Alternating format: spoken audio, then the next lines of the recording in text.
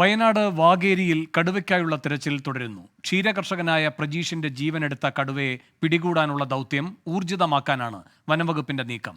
ഇതിനായി ഡോക്ടർ അരുൺ സക്കറിയ ഉൾപ്പെടെ പരിചയസമ്പന്നരായ ഉദ്യോഗസ്ഥർ ദൗത്യസംഘത്തോടൊപ്പം ചേർന്നു.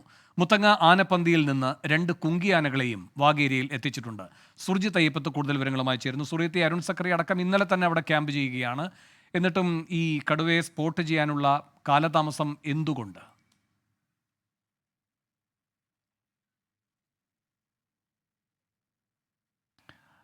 വേണു, കടുവയാണ് എന്നുള്ളത് കൊണ്ട് തന്നെ അതിൻ്റെ സഞ്ചാര ദിശ ഒരുപക്ഷെ ഇത് വനമേഖലയുമായി ചേർന്ന് കിടക്കുന്ന ഒരു പ്രദേശമാണ്. ആ തരത്തിലാണ് ഇതിൻ്റെ ഭൂമിശാസ്ത്രം. അതുകൊണ്ട് തന്നെയാണ് അതിനെ കൃത്യമായി സ്പോട്ട് ചെയ്യാൻ കഴിയാത്തത്. ഒരു ഘട്ടത്തിൽ ഈ കടുവ വനംവകുപ്പ് ഉദ്യോഗസ്ഥർ കൃത്യമായി ക്യാമറ ട്രാപ്പിൽ കുടുങ്ങിയിട്ടുള്ള അനുഭവം ഉണ്ടായിട്ടുണ്ട്. ക്യാമറ ട്രാപ്പിൽ നിരവധി ചിത്രങ്ങൾ ഈ കടുവയുമായി ബന്ധപ്പെട്ട് ലഭിച്ചിട്ടുണ്ട്. ഇന്ന് നടക്കുന്നത് അല്പസമയം മുമ്പ് കോമ്പിംഗ് തുടങ്ങിയിട്ടുണ്ട്. അതായത് RRT സംഘം 3 സംഘങ്ങളായി ഇന്ന് രാവിലെ മുതൽ തന്നെ തിരച്ചിൽ നടത്തുന്നുണ്ട്. എന്തായാലും ഇന്ന് ഇതിന് തൊട്ടടുത്തുള്ള, അതായത് ഇവരുടെ ഈ യുവാവ് മൃതദേഹം കിടന്നിരുന്ന റോഡിൻ്റെ മറുഭാഗത്തായാണ് ഇപ്പോൾ തെരച്ചിൽ നടന്നുകൊണ്ടിരിക്കുന്നത്. 2 കുങ്കിയാനകളെ ഉപയോഗിക്കുന്നുണ്ട്.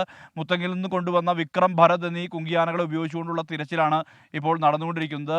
ഡോക്ടർ അരുൺ സക്കറിയ ഈ സംഘത്തിൻ്റെ ഭാഗമായിട്ടുണ്ട്. ഇതെല്ലാം തന്നെ നിയന്ത്രിച്ച് നോർത്തേൺ CCF KS ദീപയും DFO ഷജ്ന കരീമും ഇവിടെ തന്നെ തുടരുകയാണ്. അവർ ഏതാനും ദിവസങ്ങളായി തന്നെ ഇവിടെ തന്നെ തുടരുന്ന സ്ഥിതിയാണ് ഉള്ളത്. എന്തായാലും വനംവകുപ്പിൻ്റെ നേതൃത്വത്തിൽ കൃത്യമായ രീതിയിലുള്ള ഒരു പരിശോധനയാണ് നിലവിൽ നടന്നുകൊണ്ടിരിക്കുന്നത്. ഈ 3 കൂടുകൾ സ്ഥാപിച്ചിട്ടുണ്ട്.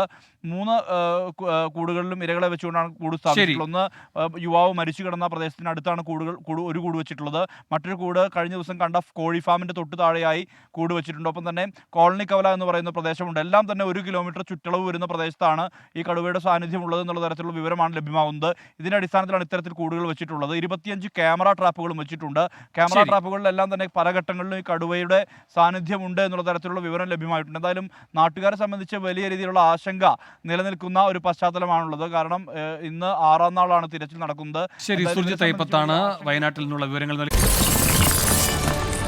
24 അഞ്ചിന്റെ വജ്രത്തിളക്കം.